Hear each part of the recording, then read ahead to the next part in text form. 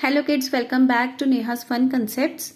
So today is the third class and we are going to do lesson number 10, Water, second part of the book of the subject My Living World, that is Science, Environmental Science. We have already done the reading and understanding of the chapter as well as the keywords. Now we will do something to know on page number 80. First है fill in the blanks. Dash and snow are the main sources of water in nature. प्रकृति में पानी के main स्रोत क्या हैं? Rain and snow, बारिश और बर्फ. Next, rivers flow into a sea or and dash. नदियां बहकर समुद्र में जाती हैं या फिर किस में जाती हैं? और एन ओशन, महासागर में. India is surrounded by dash on the east side. Bharat के ईस्टर्न साइड, पूर्व दिशा में कौन सा समुद्र है? By Bay of Bengal, Bengal की खाड़ी जिसे बोलते हैं.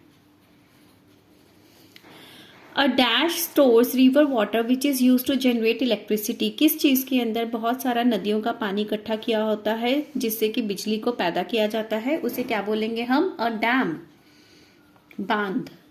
Water in dams is use for irrigating the fields. खेतों में पानी देने के लिए पानी जो प्रयोग किया जाता है वो कहाँ से आता है? पानी कैनाल्स, छोटी नदियां एक तरह से जिसको बोल सकते हैं. नेक्स्ट है बी पार्ट. राइट ट्रू और false for the following statement. Snow is a natural source of water. बर्फ नेचुरल स्रोत है पानी का. Yes, true. People draw water from a river using a hand pump. नदी से पानी निकालने के लिए हैंड पंप का प्रयोग किया जाता है. गलत, फॉल्स. हैंडपंप का प्रयोग ग्राउंड वाटर को निकालने के लिए किया जाता है. River water is purified for drinking purposes. नदियों के पानी को पहले प्योरीफाई किया जाता है पीने से पहले. Yes, true. Next, India is surrounded by Arabian Sea on the west side. पश्चिम दिशा की तरफ इंडिया के भारत के क्या है? अरेबियन सी, अरब महासागर. बिल्कुल सही, true. Ground water is use by plants for the growth. जमीन के नीचे का जो पानी जिसे ग्राउंड वाटर कहते हैं उसे पेड़ पौधे अपनी ग्रोथ के लिए इस्तेमाल करते हैं. Yes, true. Next is tick the correct option, that is MCQ. First है water present under the surface of the earth is called.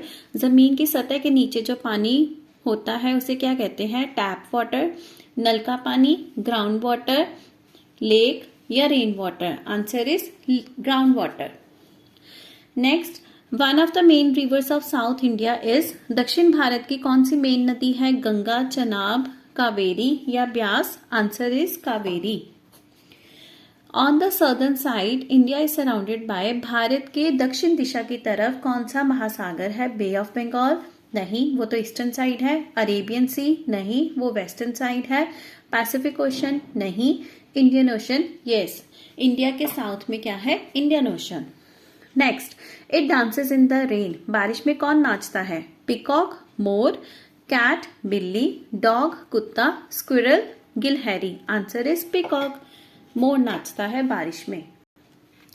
Next, rivers get water mainly from. नदियों को पानी कहाँ से मिलता है? लेक्स एंड पॉन्ड्स, झीलों और तालाबों से. कैनाल्स एंड ओशंस, छोटी नदियों या महासागरों से. रेन एंड स्नो, बारिश और बर्फ से. अंडरग्राउंड एंड वेल्स, जमीन के नीचे पानी जो होता है अंडरग्राउंड या फिर कुएं का पानी. किससे मिलता है नदियों का पानी? Answer is rain and snow. बारिश जब भी होती है उसका पानी किस में जाता है? नदियों में. इसी तरह से जब बर्फ पिघलती है गर्मियों में तब वो भी बहकर पानी से सारा रिवर्स में जाता है, नदियों में जाता है. आगे हम करेंगे answer the following questions in brief, that is the D part. Name two main natural sources of water. पानी के जो मेन स्रोत हैं प्रकृति द्वारा बनाए गए वो कौन से हैं?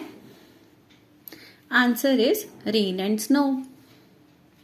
Question 2, name any 3 inland water bodies. जमीन के ऊपर ही जो इनलैंड वाटर बॉडीज हैं, पानी की जो बॉडीज हैं वो कौन सी हैं? इनलैंड का बच्चों मतलब होता है जिसके नीचे जमीन हो. ठीक है, जैसे अगर आप इंडिया का मैप देखो तो इंडिया की जो बाउंड्री है, लैंड है, उसके ऊपर जो वो पानी के स्रोत होंगे उसको इनलैंड बोला जाएगा. और इनलैंड के अलावा जो बाकी है वो क्या होते हैं? महासागर, समुद्र या ओशंस. ठीक है, तो इनलैंड वाटर बॉडीज कौन सी हैं? Rivers, ponds and lakes, that is नदियां, तालाब और झीलें। आपने देखा होगा जब नदियां सूखती हैं तो नीचे से क्या निकलती है? जमीन की सतह ही होती है ना। इसी तरह से अगर तालाब है या झीलें हैं, अगर वो सूख जाती हैं गर्मी में, सूखे में, तो उसके नीचे क्या होता है? जमीन होता है। तो ये वाली जो वाटर बॉडीज हैं इनको इनलैंड वाटर बॉडीज बोलते हैं। वही अगर हम समुद्रों को देखें या महासागरों को देखें तो उनके नीचे बहुत डीप तक कोई जमीन की सतह नहीं होती, ठीक है, तो उनको हम इनलैंड नहीं बोलेंगे। इनलैंड के यही सोर्सेस आप लिखोगे। Question 3, right one use of water in the canals. Canals के अंदर जो पानी होता है उसका क्या यूज होता है? क्या यूज होता है आप बताओ? It is use for irrigating the fields, खेतों में पानी देने के लिए उसका उपयोग किया जाता है। Water in canals is use for irrigation of fields. Question 4, name two main rivers of north India. उत्तर भारत की 2 मेन नदियों के नाम बताएं। Answer is Ganga and Yamuna. Question 5, state 2 methods of drawing ground water. जमीन के नीचे जो पानी होता है उसे किस तरह से बाहर निकाला जाता है? So you will write ground water can be drawn by using hand pumps and wells. Hand pumps यानी कि नलके, जो बड़े बड़े नलके होते हैं, हाथ से गेड़ते हैं तो उसके अंदर से पानी आता है, और वेल्स यानी कि कुएं। Now we will do E part. Answer the following questions. Question 1, how is snow a source of water. बर्फ किस तरह से पानी का स्रोत है? ये क्वेश्चन क्यों पूछा गया है? देखो बर्फ तो सॉलिड होती है, तो वो पानी का किस तरह से स्रोत है, हमने ये एक्सप्लेन करना है। तो इसका आंसर हम कैसे लिखेंगे? In winters there is normally heavy snowfall on the mountain. सर्दियों में बहुत भारी बर्फबारी होती है पहाड़ों के ऊपर। ड्यूरिंग समर, जब गर्मियां होती हैं, a part of this snow melts and changes into water. बर्फ का कुछ हिस्सा पिघल जाता है और पानी में तब्दील हो जाता है। This water flows down the mountains into rivers and lakes. फिर ये जो पानी है बह के पहाड़ों से नीचे नदियों और झीलों में आ जाता है। सो ये इंपॉर्टेंट क्वेश्चन है, नॉर्मली ये एग्जाम्स में आता है, आपने अच्छे से रिवाइज करना है। नेक्स्ट करेंगे, how is a dam useful for generating electricity. Dam के अंदर किस तरह से बिजली को पैदा किया जाता है? We will write a dam stores river water in it. Dam के अंदर नदियों के पानी को स्टोर करके रखा जाता है। This stored water can then be use to generate electricity. यही पानी को फिर बिजली पैदा करने के लिए उपयोग किया जाता है। For this it is made to fall from height. इसके लिए जो पानी है उसे कुछ हाइट से नीचे गिराया जाता है, जिससे टरबाइन रिवॉल्व होते हैं और बिजली पैदा होती है। तो आप यहीं तक की आंसर लिखोगे। अभी आपकी क्लास में हाइट तक ही करवाया गया है कि it is made to fall from height. कुछ ऊंचाई से उस पानी को नीचे फेंका जाता है। Question 3, why do plants look greener after rain. बारिश के बाद पौधे हरे भरे क्यों दिखाई देते हैं? क्यों दिखाई देते हैं? क्योंकि बारिश के बाद उनके ऊपर से जो धूल मिट्टी जम गई होती है वो उतर जाती है और वो फ्रेश और ज्यादा हरे भरे नजर आते हैं। सो इसका आंसर हम लिखेंगे, rain water washes away the dust and dirt from the leaves of the plants. पौधों के पत्तों के ऊपर से जितनी भी डस्ट और डर्ट है वो धुल जाती है। So plants look greener, fresh and more beautiful after a rainfall. Question 4, how is ground water useful. जमीन के नीचे जो ग्राउंड वाटर होता है वो किस तरह से उपयोगी है? आंसर है, ground water is used by plants for their growth. Ground water जो है वो पेड़ पौधे अपनी ग्रोथ के लिए इस्तेमाल करते हैं। रूट से उसको एब्जॉर्ब कर लेते हैं और अपनी ग्रोथ के लिए इस्तेमाल करते हैं। People draw it from well और बाय यूजिंग हैंड पंप्स। इसी तरह से लोग भी उस पानी को कुएं या हैंड पंप से बाहर निकाल लेते हैं और उसका उपयोग करते हैं। Question 5 is, why are picnic spots often developed around और नियर लेक्स। झीलों के पास ही या उसके इर्द गिर्द ही क्यों पिकनिक स्पॉट्स बनाए जाते हैं? क्यों बनाए जाते हैं? जैसे कि सुखना लेक है चंडीगढ़ में, वहां पे बोटिंग अलाउड है, बोटिंग कर सकते हैं आप।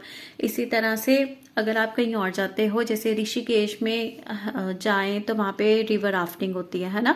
तो इस तरह से पिकनिक स्पॉट्स इनके इर्द गिर्द ही क्यों बनाए जाते हैं, झीलों नदियों के किनारे या उसके आसपास, ताकि उनमें वाटर एक्टिविटीज को लोग एंजॉय कर सकें। सो इसका आंसर हम लिखेंगे, picnic spots are often developed near lakes and rivers because water present there is use for boating and other water sports, क्योंकि जो उसका पानी है झीलों नदियों का, उससे बोटिंग की जा सकती है और अलग अलग वाटर की स्पोर्ट्स एक्टिविटीज को हम परफॉर्म कर सकते हैं, sports. Okay, so kids, with this lesson number 10 water of environmental studies, environmental sciences of class 3rd DAV is completed. I hope you have liked the video. Stay tuned. We will meet soon in the next part, in the next video. Till then, happy learning. Bye bye.